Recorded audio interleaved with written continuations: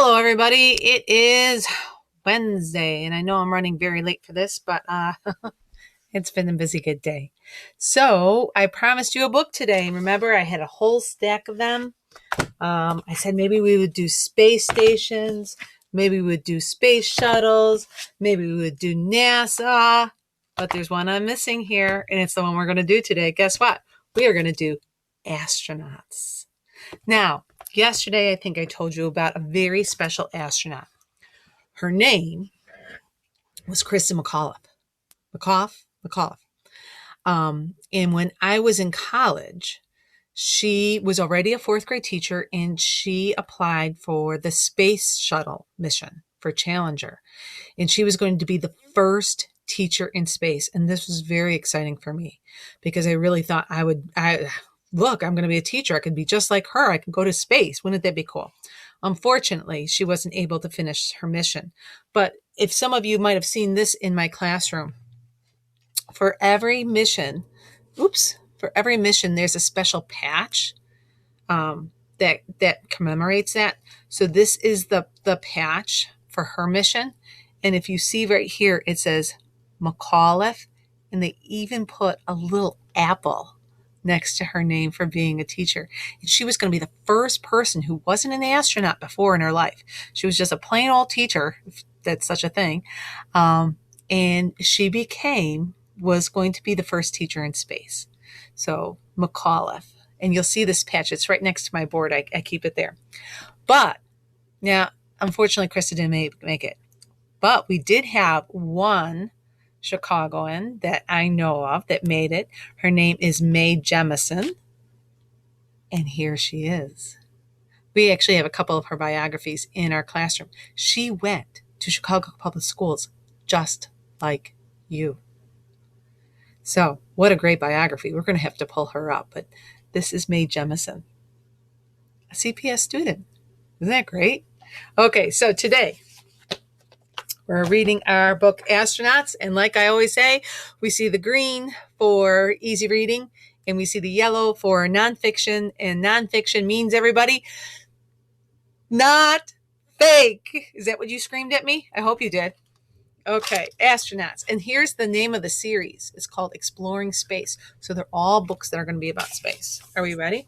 And this is by Colleen Sexton. And again, we have the same person who was consulting with her because she's a writer. She's not necessarily a space scientist or anything like that, or an astronomer, as we would say.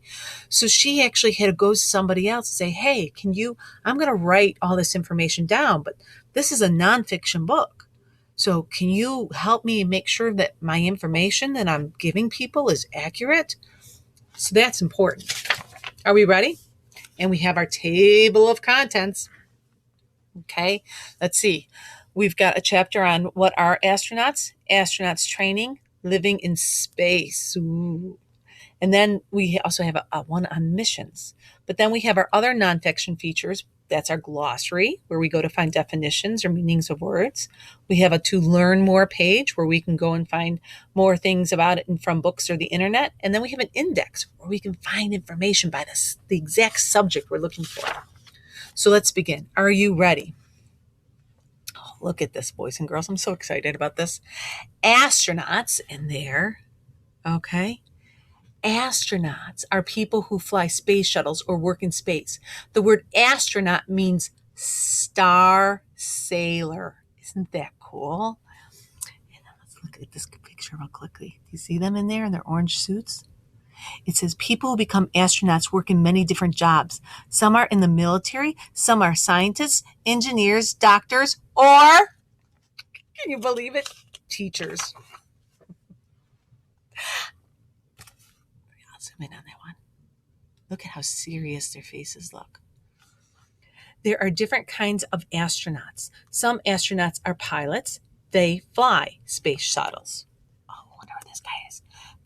Pilots can also be commanders. A commander is in charge of a space shuttle and makes sure everyone on board is safe. So he's got the big job of making sure the mission goes well. Kind of like a Mr. Redmond or Mr. Acosta, right? Some astronauts are mission specialists. They make sure the space shuttle systems work correctly. Boy, try to say that 5 times fast. So the space shuttle has all different parts, and it's not like you can be a mechanic of the space shuttle. They actually have different people who take care of maybe the heating or the ventilation, and they'll have somebody else to take care of the temperature or something like that. I mean, there's all different things that have to go on. Payload, there's an interesting word. Payload specialists are also members of the space shuttle crews. They are not trained as astronauts. Their job is to work on experiments.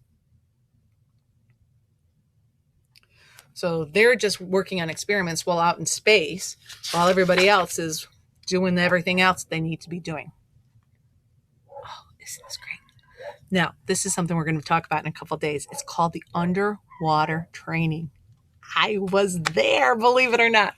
Astronauts train at the Johnson Space Center in Texas. They take science classes and study how space shuttles work. They often practice using tools and machines. Now, boys and girls, I want you to look real closely. You see next to that lady, she's sitting there, and over there is a pool. And in the pool is the International Space Station, and that's where they train. And I was there. Sometimes, look at this, they train underwater to feel like they are in space. They have these great big cranes. You see this yellow crane right here?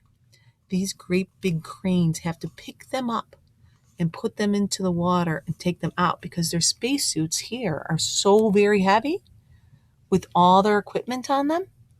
But once they get into water, they float, just like they float in outer space. Astronauts learn how to survive a crash landing on Earth. They practice using parachutes and swimming in flight suits. Astronauts train for about 3 years. Then they are ready to blast off into space. Isn't that cool? Do you think you could do it? I'd have to leave you for 3 years if I want to fulfill my dream of becoming a space astronaut teacher, boys and girls. I don't know. I already feel like I'm living in my basement. There is little gravity in space. Astronauts are weightless. They float from place to place inside the shuttle. Look at, he's floating. That would be a good reason. Then I wouldn't have to weigh myself in the morning. Parents are laughing at that. Astronauts strap themselves onto special beds or into sleeping bags to sleep. Why do you think they have to put those belts over them and hold themselves down? Because otherwise they'd be sleeping and floating around. They could crash into something. That wouldn't be good. Astronauts must be very careful when they eat. Their food could float away. Astronauts have a mission every time they travel to space. Sometimes they bring supplies to a space station where other astronauts live and work. Remember I talked about the International Space Station?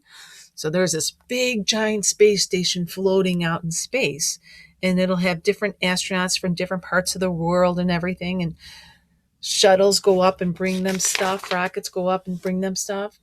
Astronauts may bring a satellite in the space shuttle. The pilot uses a robot arm to put the satellite into orbit. So remember, we talked about the orbit. We talked about that's that like path around that the Earth goes on around the sun. Well, around the Earth, we have all of these satellites. Some might say there's a lot of space junk outside, up in space around the Earth because they keep putting these things up and they don't always take them down. They come down after a while. Mission specialists might make a spacewalk to fix part of the space station. They wear special space suits. The astronauts are ready to go home. The pilot fires the engines and steers the space shuttle back to Earth. So it's leaving the space station out there. Okay? And look at it's landing. And do you see what it uses to help slow itself down?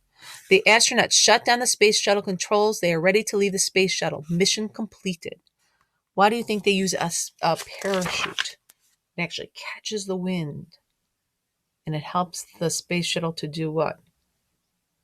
To go slow. Very good. So again, here's our glossary, our learn more, and our on the web. And our index, where we can look up special, interesting things like the Johnson Space Station on page 10. My computer's going to run out of storage, so I'm going to let you guys go. Wasn't that fun? Wait. I still have that page, that all that stuff, fun stuff to show you. But so tomorrow, but let's see. Do you think it's going to be NASA? Maybe it will be space shuttles, or maybe it'll be space stations. You'll have to tune in tomorrow to see. Bye. See you later, alligator. After a while, crocodile.